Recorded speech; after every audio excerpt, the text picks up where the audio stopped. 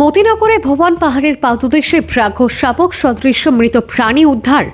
এলাকা জুড়ে চাঞ্চল্য। হদিস ছিল না বন বিভাগের। সাংবাদিকের ফোন পেয়ে ঘটনাস্থলে এলো বন বিভাগ। প্রাণী বিশেষজ্ঞদের কাছে ছবি পাঠিয়ে শনাক্ত করা হয় প্রাণীর প্রজাতি। এটাকে লিওপার্ড নামের এক ধরনের বন্য বিড়াল বলে শনাক্ত করেন প্রাণী বিশেষজ্ঞরা। তবে শুধুমাত্র বন বিভাগের বিট অফিসারের পাঠানো ছবি দেখে বন্য প্রাণীর প্রজাতি শনাক্তকরণ নিয়ে উদ্বেগ প্রকাশ করছেন একাংশ।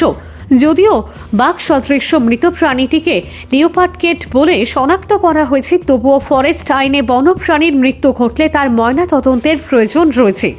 তবে সোনাই মনিয়ারখালের বন সংমণ্ডলের মতিনগর বিটের অফিসার আশরাফ হোসেন মজুমদার প্রাণীটির মরণোত্তর পরীক্ষা না সেরেই পুনরায় মাটিতে পুঁতে দেন। এ নিয়ে বিরূপ প্রতিক্রিয়া সৃষ্টি হয়েছে।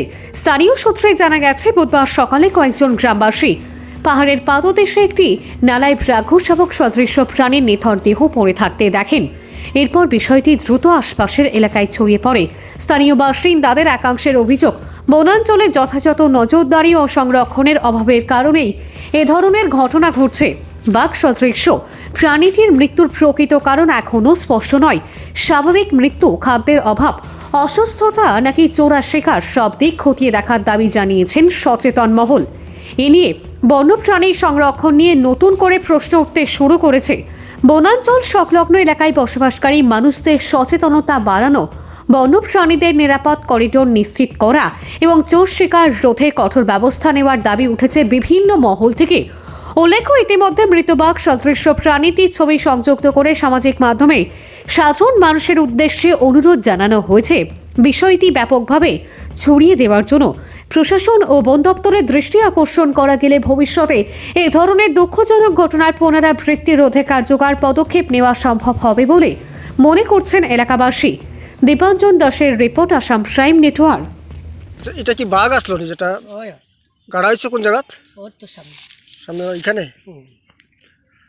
আচ্ছা, এটা কিরকম পাওয়া গেছে?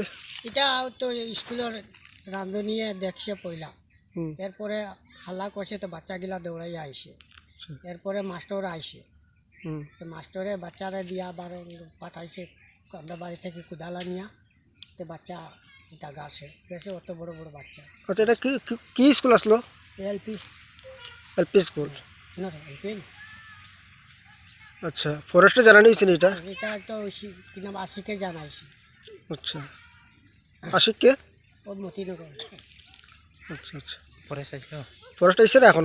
আইসে না এখন। আচ্ছা, এটা কিতা বাঘ হইতে পারে? এটা চিতা আইতাস। চিতা বাঘ মানে? আচ্ছা আচ্ছা, ফরেস্টে ডিউটি করেন এদিকে? করে মধ্যে মধ্যে আয়।